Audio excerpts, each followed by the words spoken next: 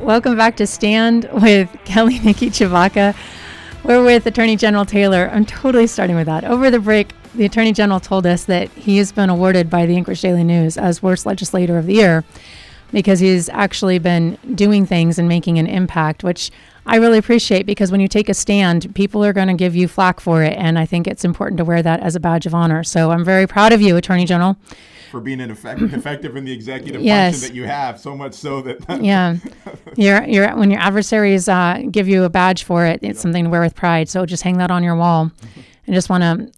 It goes to the importance of being grounded, right? And always knowing what you stand for and what That's you right. value.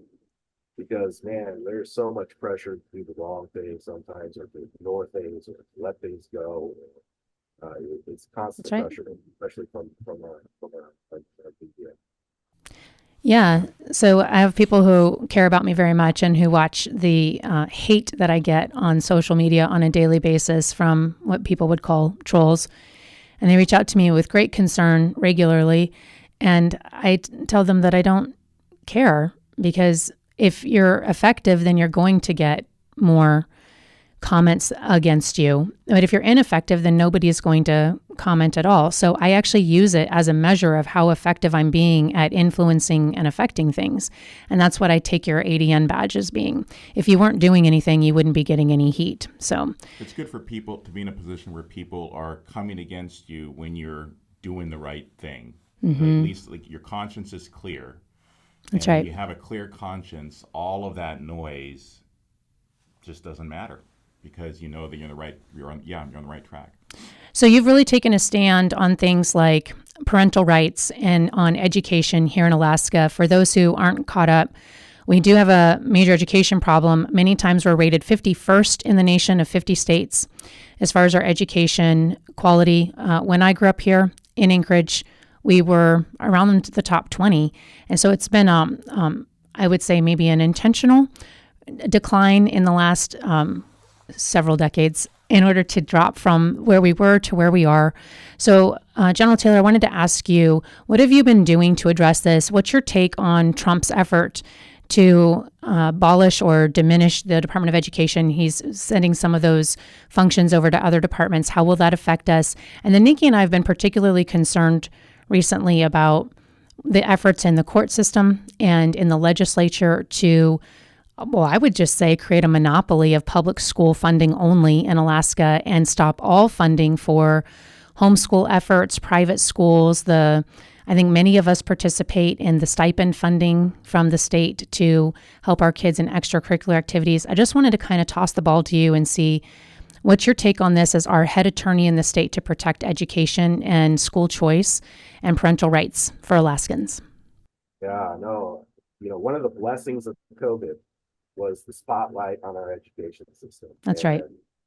Without COVID, we probably wouldn't have this uprising that we see as far as people demanding results from their education system, demanding choices. And, I obviously, I've got 6 kids, so I constantly worry about what kind of education they're getting. And then, as a parent of 6 kids, you also know that each kid is so different. So one way of doing things isn't going to be best for each kid.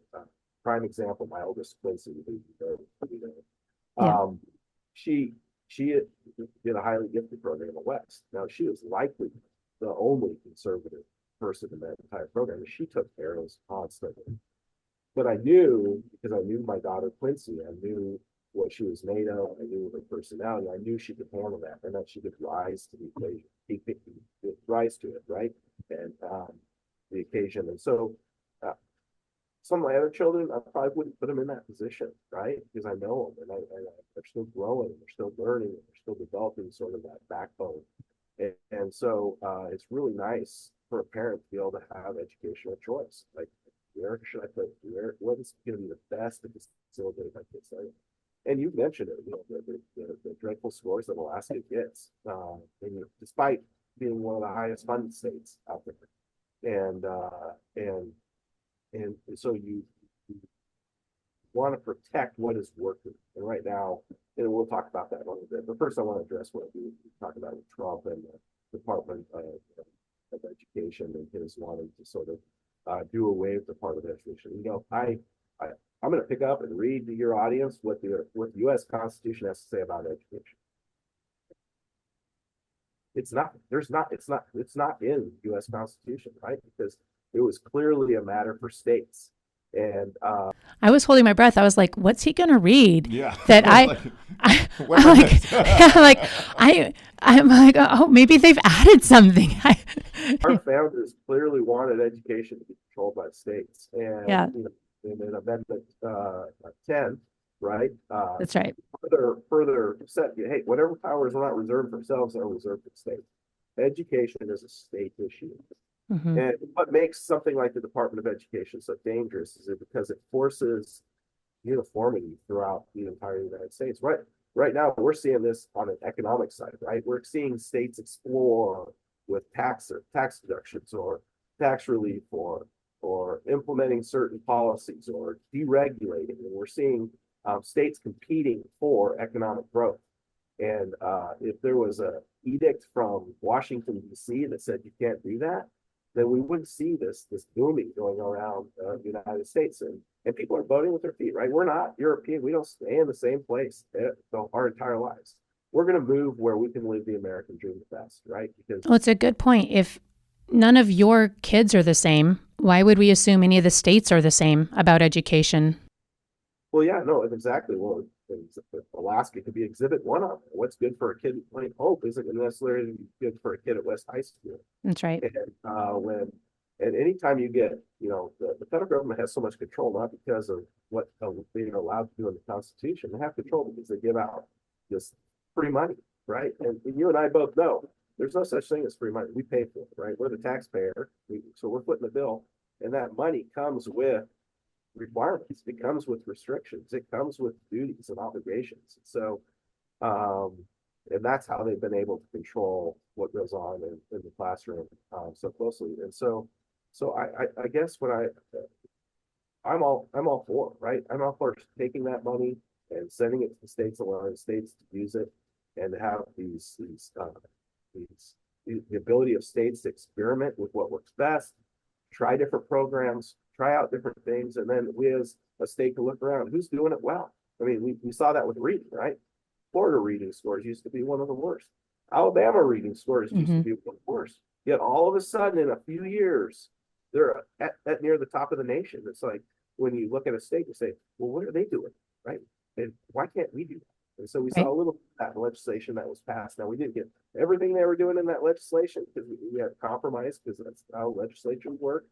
But we got some of that, and hopefully we'll see a corresponding increase in the ability for our children to read at that level, right? Because right now the numbers for Alaska were dismal, and that affects not only our future workforce, because we're going to need a future workforce. If we get half the projects that President Trump imagines or wishes for Alaska, we're going to need a workforce, and it also affects current workforce. I don't know how many times I've tried to recruit attorneys from out of state, friends, people I know do good work, and then you reach out and one of the first things they do is Google what our schools do, right? Because they want the best for their kids, and I've been told no many, many times because they look at our school performance and they say, "There's no way I'm going to move my family to Alaska." So it affects future workforce, current workforce. So it's a big issue to grapple with, and we've seen that just increasing spending isn't the answer. That's what we've been doing, and our scores continue to degrade. So I think the Department of Education probably really never had a place under the Constitution, and so seeing that go away is not going to be it's going to be a good thing for the states. It'll give them more control, more ability to experiment, more ability to do things they know that their kids need. And so that's that in a nutshell. On the correspondence school, so we do have pretty good system in Alaska. We have a correspondence school and allotments. We've got 22,000 kids that are sort of tailoring their educational needs. And the correspondence and allotment program is a public school. It's guided by a public school teacher. You get a public degree. It's a public school education, but it provides a lot of choice And so, as many well know, if anybody in that program, they certainly know. But the NEA decided they didn't like that choice.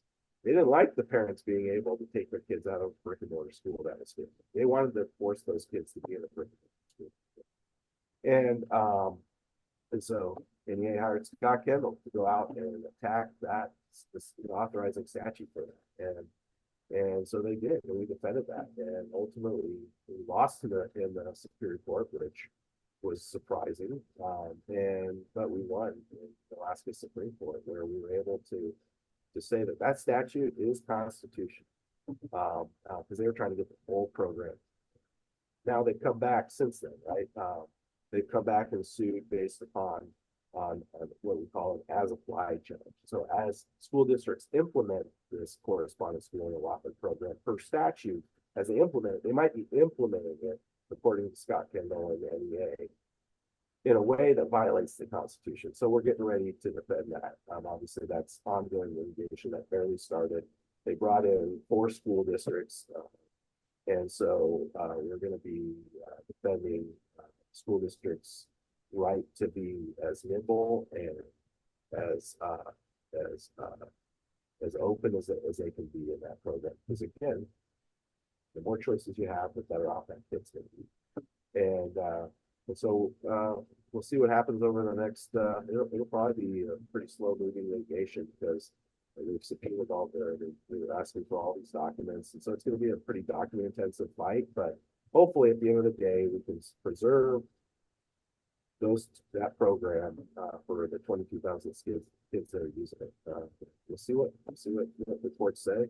But again, fight worthy to be a part of. That's amazing. Wow. I just listening to all of that, it just reminds me, when you're in a fight like that and you know that you're right, it makes all of the difference, because really the folks on the other side of this, Kendall and the NEA, it's more about power and money on their side. And the fight that the Dunleavy administration and you and your office are doing is for the kids and their futures.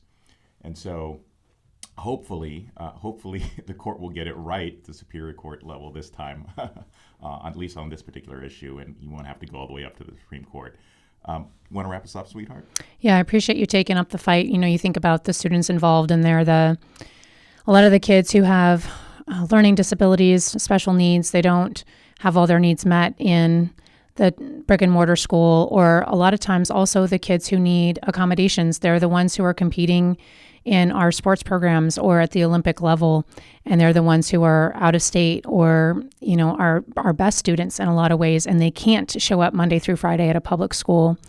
And so they're needing that accommodation, and we want to support students at the different ends of the learning spectrum in these accommodations. And Alaska's known for its libertarian lifestyle for a reason, and forcing people into conformity, as we were talking about earlier, is kind of antithetical to our Alaskan spirit. So appreciate you taking up that fight. And thank you for being with us today, Attorney General Taylor. We appreciate all the fight that you're taking up. This has been Attorney General Taylor with us on stand. We're going to pick up on the other side of the break, me and Nikki, and we wish you all the best this week in Juneau. Treg, we hope that it goes well as you take up the fight with the Juneau legislature. Thank you, General Taylor, and thank you for the stand that you're taking for the people of Alaska. No, thank you for letting me get the message out. This is fantastic. If I can give accolades to all the attorneys that work so hard in the Department of Law day in and day out to make sure that we get these things that we need in Alaska. It's any opportunity I can do that, I don't take that opportunity. So thank you so much. Yep, absolutely. We'll be back. We'll pick up on the other side of this break. Stand by.